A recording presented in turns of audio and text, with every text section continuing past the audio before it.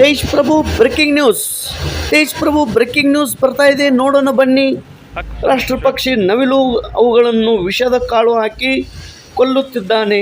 ಅನೇಕ ನವಿಲುಗಳ ಮಾರಣ ಹೋಮ ಮಾಡಿದ್ದಾನೆ. ರಾಷ್ಟ್ರ ಪಕ್ಷಿಗಳನ್ನು ಸುಂದ ಮಾಡುವ ವಿಷದ ಕಾಳು ಹಾಕಿ ಅವುಗಳನ್ನು ಹಿಡಿದು ಸುಟ್ಟು ತಿನ್ನುತ್ತಿದ್ದನು ಎನ್ನಲಾಗಿದೆ. ಒಬ್ಬ ಕೃಷ್ಣಾ ನದಿಯ ನೀರಿನಲ್ಲಿ ಜಿಗಿದು ಈಜಿ ಪರಾರಿಯಾಗಿದ್ದಾನೆ. ಪೊಲೀಸರು ಮತ್ತು ಅರಣ್ಯ ಇಲಾಖೆಯವರು ಬೆನ್ನು ಹತ್ತಿದ್ದರೂ ಕೂಡ ಒಬ್ಬ ಪರಾರಿಯಾಗಿದ್ದಾನೆ. ಆದರೆ ಒಬ್ಬ ರೈಟ್ ಹ್ಯಾಂಡಾಗಿ ಸಿಕ್ಕಿದ್ದಾನೆ ಎಂದು ಕೇಳಿ ಬರುತ್ತಾ ಇದೆ. ಆದರೆ ಒಬ್ಬನನ್ನು ಮಾತ್ರ ಬಂಧನ ಮಾಡಲಾಗಿದೆ. ಆತನ ಹೆಸರು ಮಂಜುನಾಥ್ ದೇಶ್ಮುಖ್ ಪವಾರ್ ಅಂತ.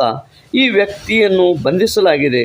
ಮಾಂಸಕ್ಕೆ ಮಾಂಜ್ರಿ ಗ್ರಾಮದಲ್ಲಿಯ ತೋಟಗಳಲ್ಲಿ ಹೋಗಿ ರಾಷ್ಟ್ರ ಪಕ್ಷಿ ನವಿಲುಗಳನ್ನು ಕೊಲ್ಲುತ್ತಿದ್ದ.